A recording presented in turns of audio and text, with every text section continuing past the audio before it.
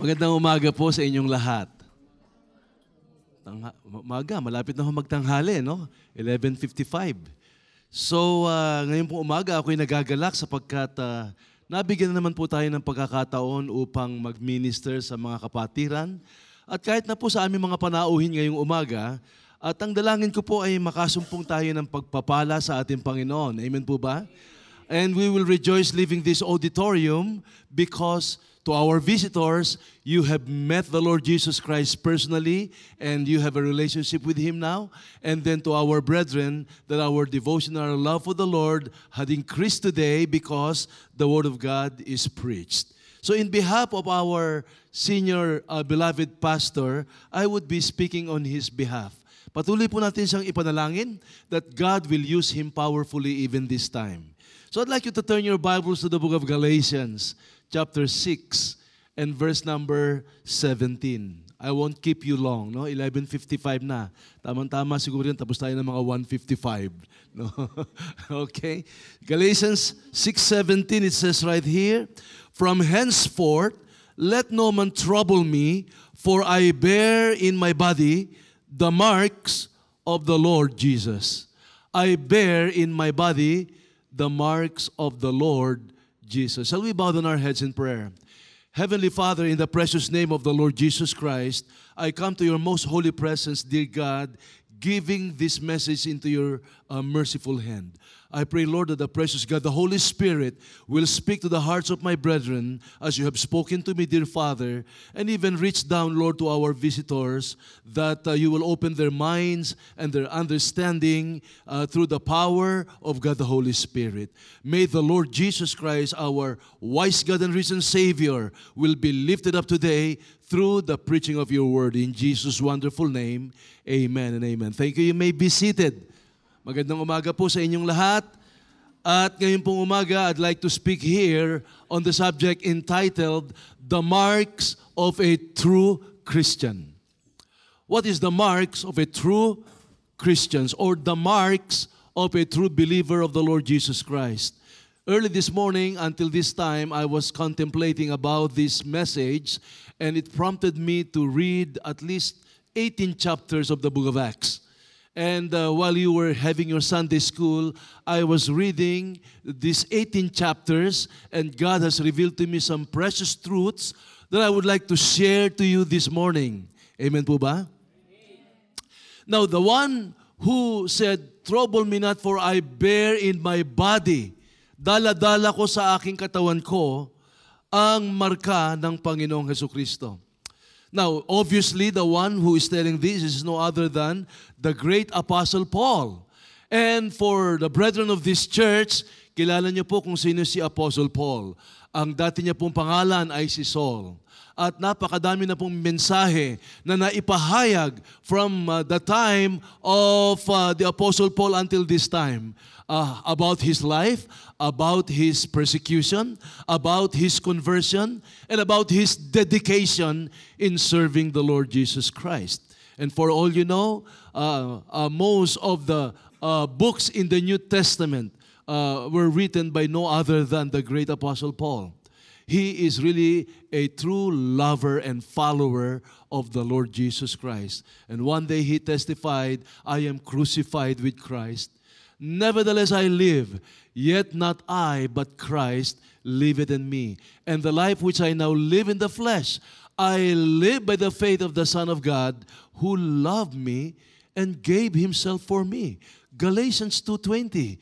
Ayun ang declaration ng isang taong nagkaroon ng personal na ugnayan at relasyon sa tunay na Diyos.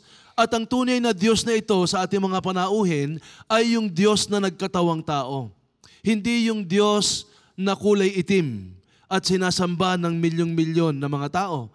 Hindi yung Diyos na kulay Espanyol, na masyadong mistiso, na marami ding sumasamba. Meron din namang Diyos na kulay brown. Hindi po yon. Ang Diyos na tinutukoy po dito ni Apostol Pablo ay yung Diyos ng MBBE, ang aking Diyos. Siya yung pangalawang persona ng Trinidad. He is the second person of the Holy Trinity, the Son of God and God the Son, who left heaven and He became a man for a divine reason. Ano po yung divine reason na yon? Upang doon sa krus ng Kalbaryo, sa kanyang banal na katawan na kanyang inialay, ay pagdusahan at pagbayaran niya ang ating mga kasalanan na dapat po tayo ang magbayad doon sa naglalagablab na impyerno. Sapagkat ang kabayaran po ng ating kasalanan ay kamatayan. At dahilan sa marubdob na pag-ibig ng ating Panginoong Hesus, hindi niya nais na ikaw at ako ay magdusa at magbayad doon. What an amazing love! The love of God is greater far than tongue or pen can ever tell. Ayan po ang pag-ibig ng Diyos. Ang pag-ibig ng Panginoong Hesus sa iyo, sa ating mga panauhin. By the way, bago ako magpatuloy, sino po ba ang ating mga bisita ngayong umaga? Pakitaas lang po ang kamay ninyo para makita ko naman po kayo. Dito po sa banda rito. Higher. Dito po. Pataas niyo lang po. 1, 2, 3, 4. Meron pa ba rito? Okay, meron pa ba? 4. Dito sa banda rito. Okay. Itong 4 na panauhin natin na ito, nais kong sabihin sa inyo ang marubdob na pag-ibig ng Diyos sa inyo. Sapagkat naranasan po namin yan. Naranasan kong personal. At naranasan po ni Apostol Pablo. Ang dati niyang pangalan ay si Saul. At gunitain natin ang kanyang nakalipas. Isa po siyang Pariseo, a Jewish leader sa isang Jewish Sanhedrin court. At they follow in a strict observance the written law. Kaya ito pong mga taong ito, they thought that they're above everybody else. Parang nasa isip nila, sila ang pinakamataas sapagkat sila ang nag-uobserba sa written law. Isa yan, si Saulo. Hanggang sa isang araw ay narinig niya ang patungkol sa ating Panginoong Hesukristo. In what way? In what way kaya narinig ni Saulo ang patungkol sa Diyos na nagkatawang tao? Maaaring isipin niyo, saan nga kaya? Now, ako'y naniniwala na itong si Saul ay nakapakinig ng ganyang mga balita patungkol sa Panginoon through the testimonies of those believers that came to know the Lord Jesus Christ during his time. Ang dami po mga mananampalataya na nangaligtas. At sila po ay nagpahayag ng kanilang patutuo patungkol po sa ginawa ng Panginoong Hesus sa kanilang buhay, subalit si Saulo ay tinatakpan lamang niya ang kanyang dalawang tenga. Hindi siya naniniwala kay Kristo Hesus. Bagkos ay kanyang inusig ang mga sumasampalataya, naglilingkod at nagpapatutuo sa ating Panginoong Hesukristo. My Bible tells me that he would get letters from the high priest office in order that anyone that he can catch preaching, either he is a man or a woman or even children, will be incarcerated and will be bound and will be put into prison. And ultimately, thank you so much po, he will be put to death. Katulad nung nangyari po kay Stephen. Naalala niyo po ba mga kapatid? The first Christian martyr. And those people, when Stephen began to preach about the Lord Jesus Christ, the unbelieving Jews cannot take it. Kaya ano po ang nangyari? They began to stone Stephen. But before that, they looked for a man by the name of Saul. And right there and then, probably they were looking his body language or his hand language. Probably ganito yung ginawa niya sa hand language niya. And they begin to stone Stephen to death. But one thing I really appreciate of the Word of God, while he is being stoned to death, I saw right there how that the God that Stephen was serving, the God that he loved, his name is the Lord Jesus Christ, who is seated at the right hand of the Heavenly Father, stood up. He stood up and welcomed his own son in glory. Mga kapatid, mga minamahal, kilala po ng Panginoon kung sino yung kanyang mga anak. At sa ating mga 4 o 5 panauhin dito, pwede kang gawing anak ng Diyos ngayong umaga.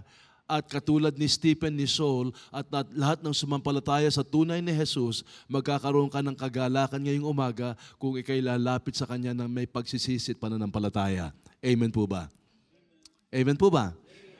Sa madaling salita po, itong si Saulo, dahilan sa kanyang matinding galit at suklam sa Panginoong Hesukristo at doon sa mga tagasunod ng ating Panginoon, ay kanyang pinag-uusig ang mga mananampalataya.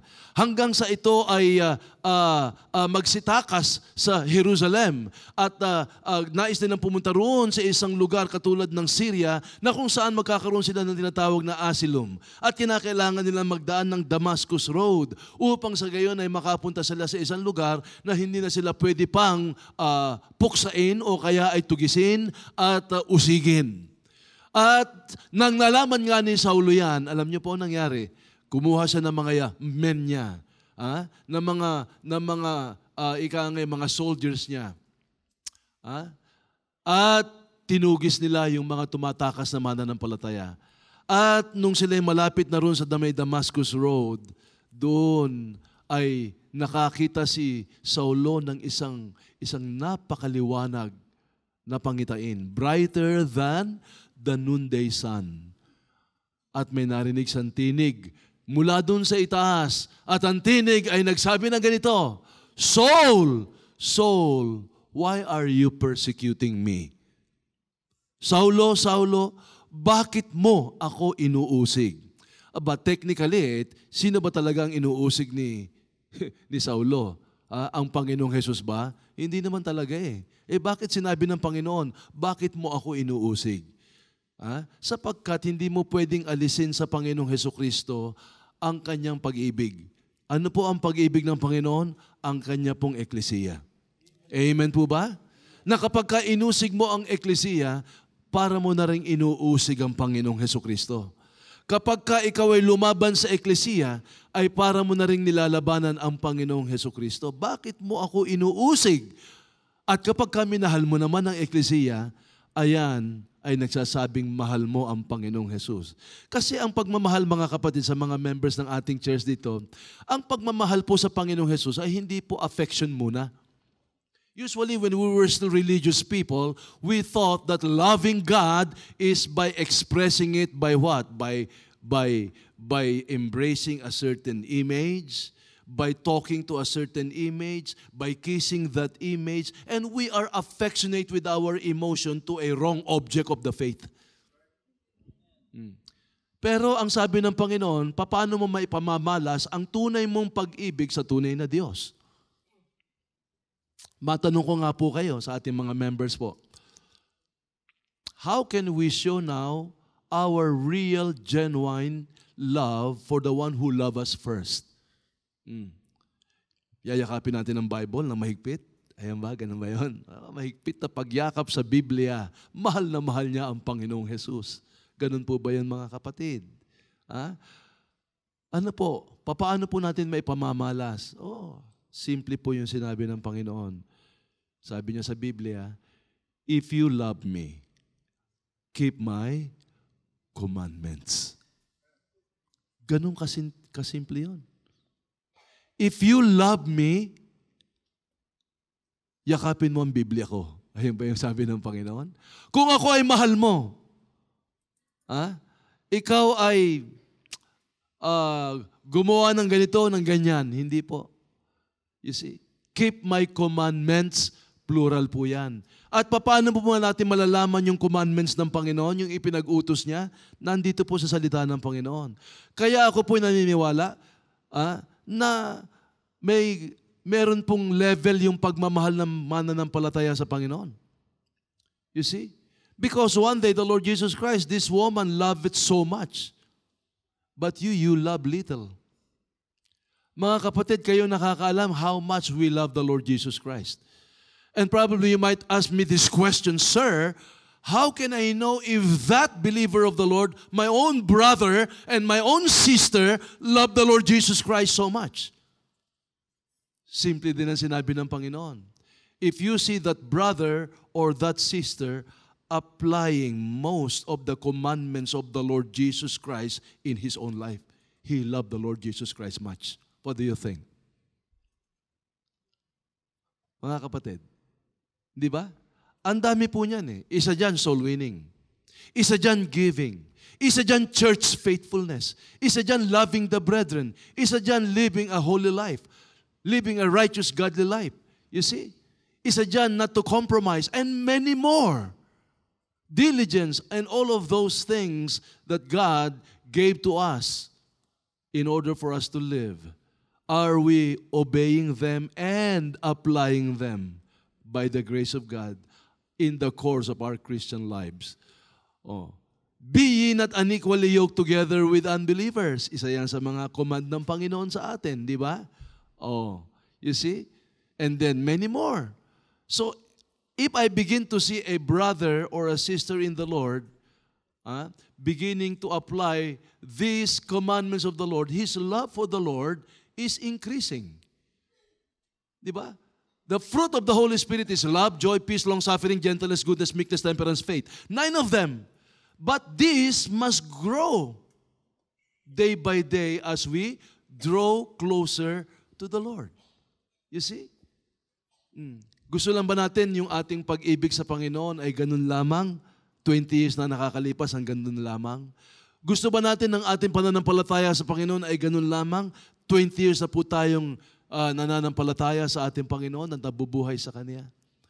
Gusto po ba natin na ang ating kaalaman sa ating Panginoon ay ganun lamang? 20 years mahigit na po tayong kasama natin ang ating Panginoon. The Lord God wanted us to grow. In fact, the book of Peter said, in the book of 2 Peter, if my memory still serves me clear, chapter 3, verse number 18, but grow in grace and in the knowledge of the Lord Jesus Christ. Alam niyo po ba, it is both the will of the Lord and it is both the will and the command of our Lord for all of us to grow in the grace and in the knowledge of the Lord Jesus Christ. Ano po yung grace na yan? Ayun po yung grace, grace ng Holy Spirit, the fruit of the Holy Spirit na dapat pong lumago sa atin. So much so that after several years of drawing near the Lord, one of the brothers or brethren will conclude, this person is a godly man. He is like my Lord. Di ba? Meron niyang pelikula ni Michael Jordan, Just Like Mike. Like Mike, di ba guys? Di ba? Like Mike. Ngayon, hindi na uso ngayon. Ngayon, like Stephen Curry na. Hindi na like Mike. Okay? Like Mike in every movement. Like Mike in every shooting. Like Mike. Now, in the same manner, spiritually speaking, are we like Christ? In our speech, in our treatment of the brethren. You see?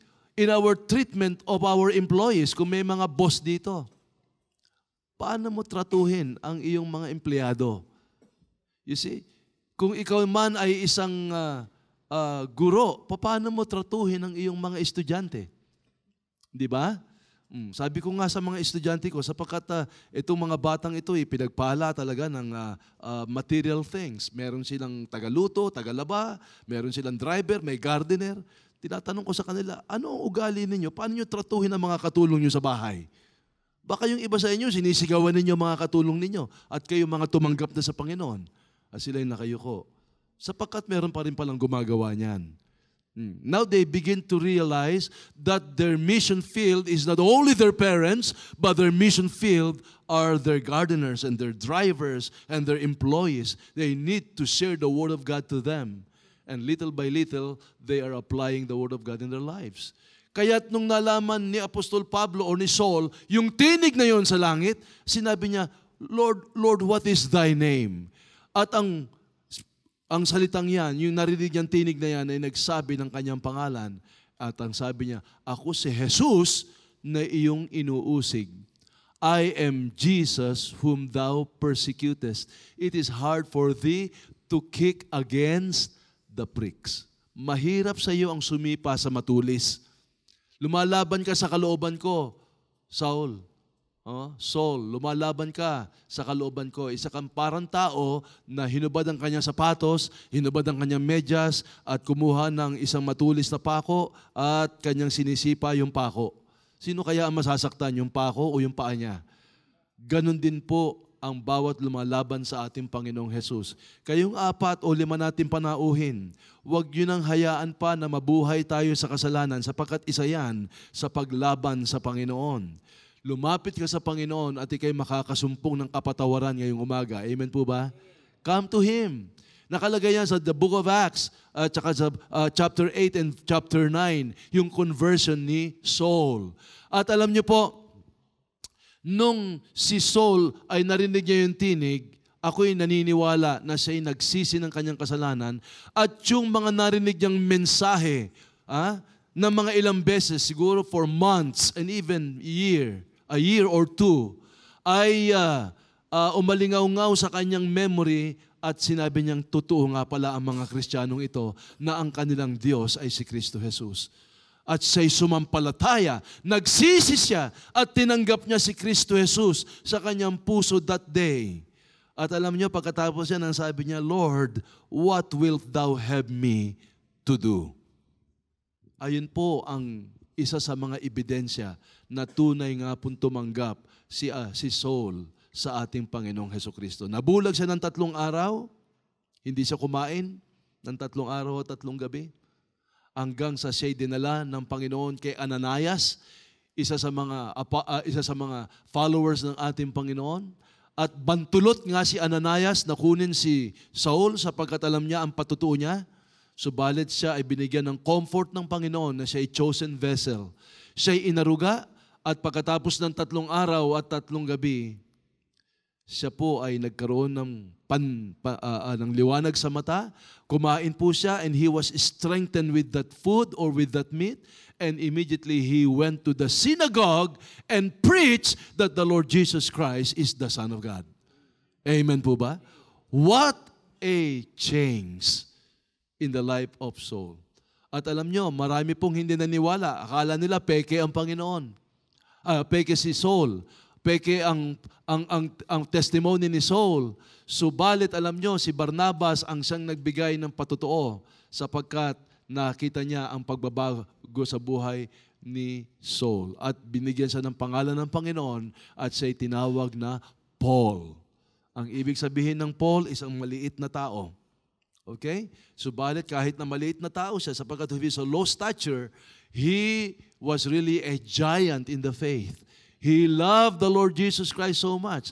At alam nyo, grabe ang marks na inabot ni Saul or ni Apostle Paul.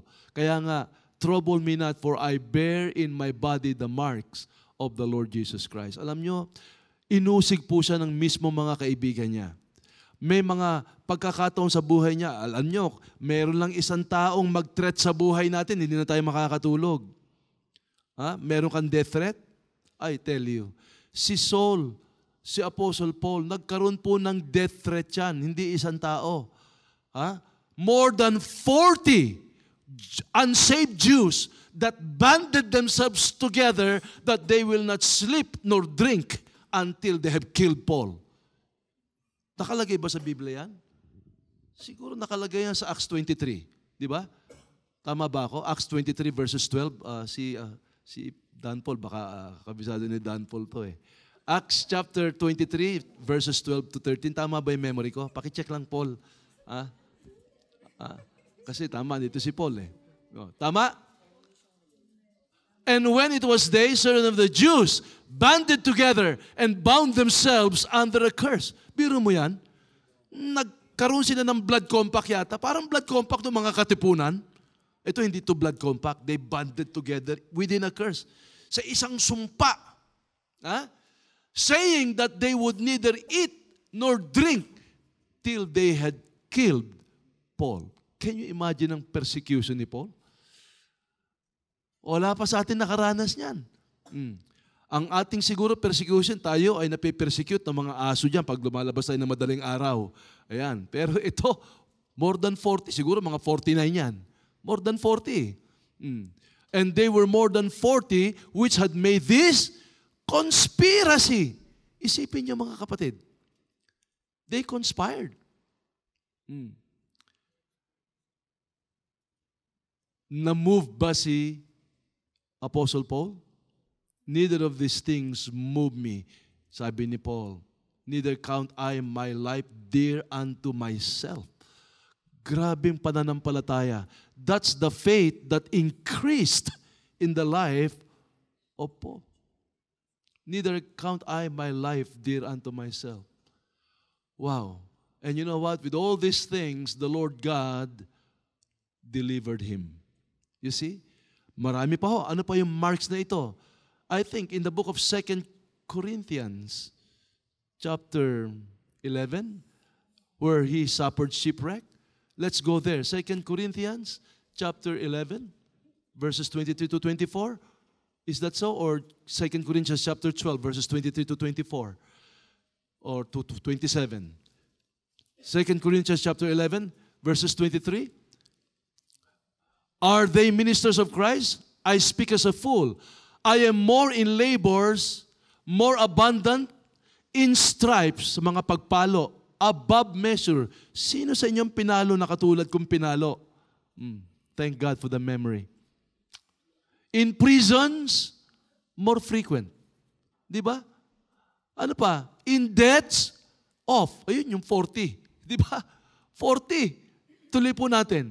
Of the Jews, 5 times receive I 40 stripes, save 1. Verse 25. Thrice was I beaten with rods. No, ano kayang rods to? Palagay ko, baka mas malaki pa to sa baseball bat. Once was I stoned. Thrice I suffered shipwreck. A night and a day I have been in the deep. In journeyings often, in perils of waters, in perils of robbers, in perils by my own countrymen, in perils by the heathen, in perils in the city, in perils in the wilderness, in perils in the sea, in perils among false brethren. Verse 27, in weariness and painfulness, in watching often, in hunger and thirst, in fastings often, in cold and nakedness. And verse number 28, beside those things that are without, that which cometh upon me daily, the care of all the churches. Ayun ang consolation niya. Amen po ba? The prayers, the cares of all the churches. Trouble me not, for I bear in my body the marks. Ano kaya ang marks sa mga katawan natin ngayong umaga, mga kapatid, mga tanghali, mga kapatid, mga kaibigan? Baka ang marks natin dyan ay hindi marks ng suffering patungkol sa Panginoon. Kung hindi siguro may marks sa ating katawan, marks ng kasalanan, katulad ng mga tattoo. Di ba? Ipinagbawal ng Panginoon yan sa Biblia for you to have tattoos and cuttings on your flesh. Ano pa yung marks natin? Siguro yung mga marks natin ng ika nga ay ng saksak dito. Nasaksak tayo dahil sa naging violente tayo o nagkaroon tayo ng ikangay riot at tayo'y nakisama sa riot, meron mga peklat dito. Ayun yung mark siguro natin. Pero yung marks ni Apostle Paul ay marks, totoo yun sa kanyang katawan, pero yung resulta ng kanyang pagmamahal sa Panginoon at kanyang pagsunod sa Panginoon at sa kanyang pag-uusig dahilan sa Panginoon. Amen po ba? Bear in our marks. Maaaring wala tayong marks ng katulad ng marks sa katawan ni Apostol Pablo, but what are the 3 marks of the true believers of the Lord Jesus Christ? Ano po ba talaga ang 3 marka? Para malaman mo na tunay siyang sumampalataya sa tunay na Kristo Jesus ng Biblia. Yung tunay na Kristo Jesus na nagkatawang tao, namatay nalibing pagkatapos ng 3 araw at 3 gabi na buhay na muli, at ngayon ay nabubuhay sa puso ng bawat nanampalataya sa Kanya, at siya ngayon ay nakaupo sa kanang luklukan ng Diyos Ama. Number one mark of a true believer of the Lord Jesus Christ is this, the mark of a changed life. Amen po ba? Meron po ba tayong mark ng pagbabago ng buhay? Na kapag nakita ka, sasabihin ng mga tao, di ba ganito ito? Pero bakit na siya ganito ngayon? The mark of a changed life. Dati siyang manginginom, subalit ngayon, siya ay isang mangangaral na. Dati siyang sugalero, ngayon siya ay nagbibigay na ng gospel tracts. Dati cards yung hinahawakan niya. You see? Dati siyang manginginom, ngayon nandun siya sa Lord's Supper. Siya ay kasama ng mga kapatiran, observing the Lord's Supper. Dati siyang ganito, ganyan, and so on, because there is a change that happened to him. Meron po bang pagbabago sa ating buhay mula nung tinanggap natin ang Panginoong Hesukristo? Kaya nga po, lagi kong sinasabi sa inyo mga kaibigan, malaki ang pagkakaiba ng salitang remorse from repent. Repentance is a change of mind. It is a change of the heart. And it is the change of the will wrought by God the Holy Spirit upon hearing the gospel of the Lord Jesus Christ. Nung siya'y nagsisi, siya po ay nagkaroon ng panibagong isip, panibagong puso, at panibagong pagnanasa. Ayun po yung epekto ng repentance.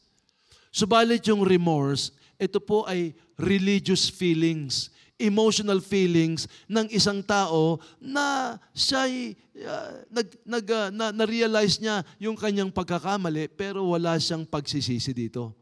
Sir, pwede mo ba kaming bigyan ng ilustrasyon? Opo, tuwing mahal na araw. Malapit na naman ang Holy Week, di ba? Ano makikita nyo sa Holy Week? Naku, ang daming mga relihiyosong mga tao pupunta ng bundok. Ando ng mga kriminal, mga rapists, mga snatchers, mga kidnappers, lahat sama-sama. Sila do'y magtitipon-tipon ng mga ilang araw hanggang sa matapos ang Holy Week. Magkakaawitan sila ng mga religious song, katulad ng mga decolores and so on and so forth. Ay, ang babanal ng mga taong yan. Matagal na ang 7 araw. Pagkatapos ng 7 araw, ayun, andun uli sa Quiapo, snatcher uli. Andun uli, kidnapper uli. Andun uli, prostitute uli siya. Bakit? Nag-remorse lang eh. Hindi po siya nagsisi talagang tunay sapagkat hindi na ipahayag siguro ang ebanghelyo sa kanila. A mark of a changed life. Kaya nga ang isang taong tunay na mananampalataya, he loves what is the mark of a changed life? A person who loves the things before now he hated. And the things that he hated before, now he loves. Ano kaya yung mga bagay na minahal mo before na ngayon kinasusuklaman mo na? At yung mga bagay na kinasusuklaman mo before, ngayon ay mahal na mahal mo na. Kayong mga kapatiran, di ba? Before siguro, mahal na mahal mo ang wild partings. Di ba? Pumunta kayo kahit saan lugar ng buong mundo. Ewan ko ba talagang sa young people, wild partings, usong-uso yan. Lahat tayo napunta dyan sa wild partings na yan. Gustong-gusto natin yung yugyugan. Now you hated that. You see, wala nang saysay sa'yo yan. You want the assembly of the saints, the gathering of the saints, the singing of songs that glorifies your God. Ayun na ngayon ang tawag mo doon, a changed life. Di ba? Before, gustong-gusto mo makasama yung mga barkada mo na ang pinag-uusapan nyo ay yung mga crushes ninyo, yung mga jokes, green jokes, maruruming jokes, and so on. Now, you would like to be in the company of believers who love the Lord. Diba? Anong tawag mo diyan? Changed life yan. Do we have the mark of a changed life? Number 2 marks is this. The mark of obedience. Meron po ba kayong marks na ganon?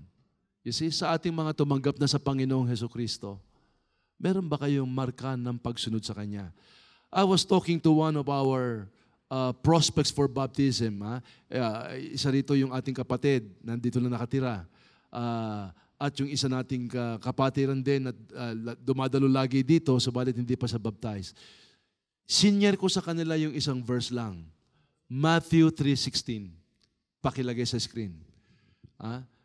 And Jesus, when He was baptized. Tinanggap mo na ba ang Panginoon sa puso mo? Opo. And Jesus, when He, alisin mo yung comma, gawin mong period. Kasi alam nyo, nung binasa ko yan, that is more than enough for me. I followed my Lord in water baptism. Kung si Kristo Jesus na tinanggap mo sa puso mo ay nagpabaptize, sino ka ba para hindi sa sundin? Oo nga po, ano? And that day, these 2 persons obeyed the Lord Jesus Christ because they saw the example of the Lord Jesus Christ Himself. You see? The marks of obedience. Are we obedient to the Lord. Ang sabi po ng Biblia, not forsaking the assembling of ourselves together as the manner of some is. Alam nyo, isa sa mga marks ng obedience sa mananampalataya ay ang kanilang faithfulness sa Panginoon sa church. Alam nyo, may mga pagkakataon uma-absent tayo. We fully realize that. Lalo na kung may sakit ka. Right now, I am not feeling well. Alam ni Preacher Efren yan. I did not know that I'll be speaking today, although I knew it is on the record, but I did not know that our pastor would be out.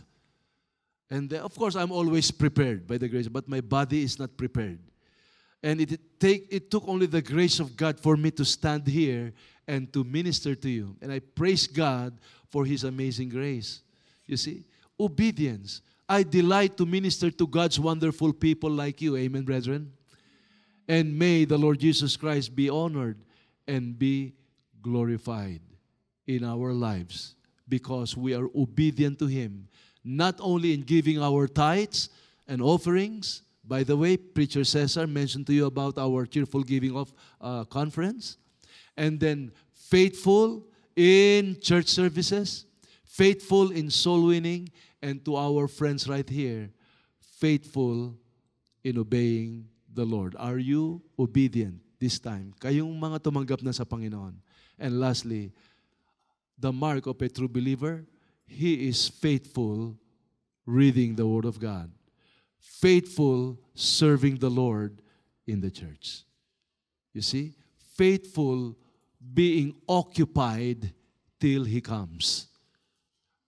Amen po ba? Simple lamang po ito, tatlo lang. Tatlong basic na pagkain natin na minsan ay sinasantabi natin. You see? The marks of a changed life, the marks of obedience, the marks of faithfully serving the Lord Jesus Christ. In Acts chapter 2 and verse number 41, you will find right there how that the early believers of the Lord Jesus Christ, you see, received the word.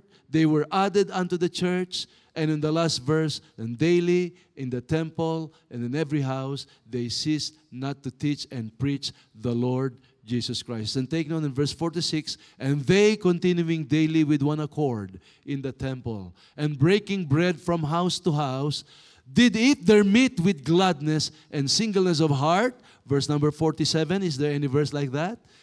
Praising God, and the Lord added to the church daily such as should be saved. In other words, brethren, kung itong tatlong marka na ito sa ating buhay ay makikita, the Lord God will open the windows of heaven and I'm not speaking now anymore of the material blessings, but the spiritual blessings to His ecclesia. God will use each and every one of us to bring souls that will be added here. And we will rejoice seeing that souls grow in the faith and being used by our Lord and Savior Jesus Christ for His glory. Hindi ba't isang malaking pagpapala na ikaw ay ginamit ng Panginoon upang yung isang kaluluwa na yan ay lumago, mabaptize, lumago at ginagamit na ng Panginoon. You see, have these three marks na makita sa atin. And if we are obedient to the Lord, we will be faithful to the Lord. Huwag ho nating hayaan na tayo lamang po ay nakaupo at walang ginagawa para sa ating Panginoon. You see, let's be involved serving the Lord.